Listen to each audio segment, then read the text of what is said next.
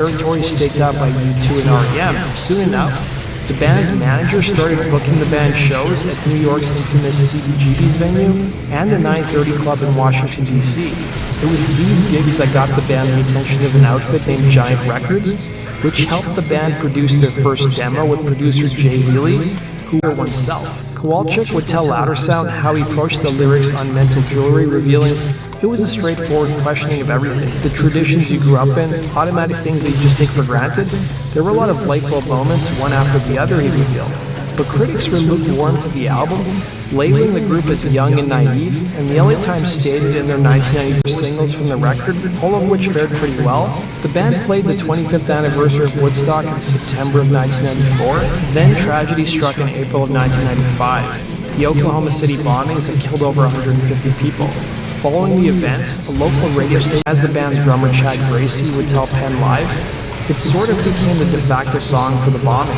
It was definitely very bittersweet and surreal and strange to see this impactful event in our country and then have a song that we wrote be associated with it. The tragic events would push Throwing Copper to the top of the charts, and lightning crashes would stay on the pop charts for when the quartet retreated to Jamaica, renting a mansion for several weeks to work on their next album. Kowalczyk would tell MTV News in 1997, "I thought we were going to go down there and really mellow out and write really mellow songs, and we ended up going down there and rocking. It was this totally unexpected surge of energy, but these songs in particular have a sexier sort of feel, even that showed a band a little more comfortable with where they were at." Kowalczyk, who would now be married, also had a different perspective on life and would disappear into the desert for several weeks with his guitar to write material for Distance to Hear. Gone were the up-tempo tracks, which were now replaced with Kowalczyk's mid-tempo songs. 2 years later, in 2001, the band would release "Were Done Maliciously" because his bandmates were jealous that he was pursuing a solo career. In 2014, his ex-bandmates would talk to Louder Sound, with guitarist Chad Taylor revealing, "Yeah, in the past 3 records, we were basically just Ed's backing musicians trying to hang on in there." Kowalczyk's former band members would claim the singer wanted more of the publishing royalties and a lead singer bonus since he wrote most of the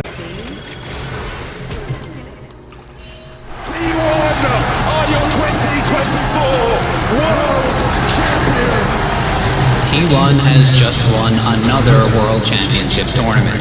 This isn't their second, third, or fourth time. This is now T1's 5th year where they have stood on the world stage and lifted the Summoners Cup. Most pro players dream of winning Worlds, even just one time, and most will never achieve it. Now imagine most players could even hope to have in solo queue.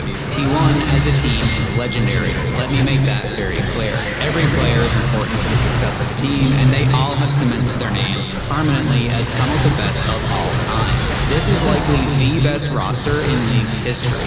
This specific roster made it to Worlds Finals 3 times back-to-back and won 2 of them in a row. The final 2 games of T1 versus BL surprised this match would have record-breaking viewership and be one of the most viewed matches in League's history.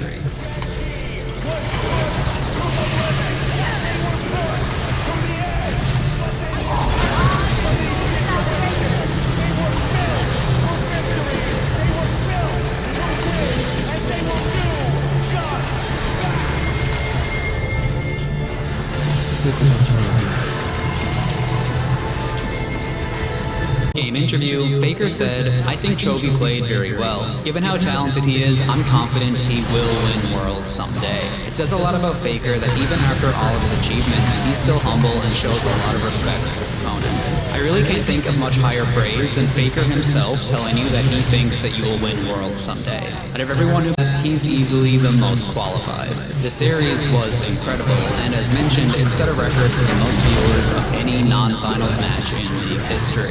The Grand Final Series, though, T1 versus BLG, would set a record for the most watched esports event of. As we get into game 1 here, Elfman on for Gumayushi, not coming in from the side as well with that. The Abscond act up. Gumayushi still holding on to that flash, crash down, locks him up, he flashes the ignite, sticking, and BLG struck first. The first kill of the series happened at the 1-minute mark. BLG got first blood on Gumayushi and his flash. It's in every single game of this series. T1 fell behind early due to some early ganks from Jun Skarner and were forced to give up early objectives. There was a play by Zayas that eventually evened out the game where he was faced 2-1 with BLG's bot lane. Yes,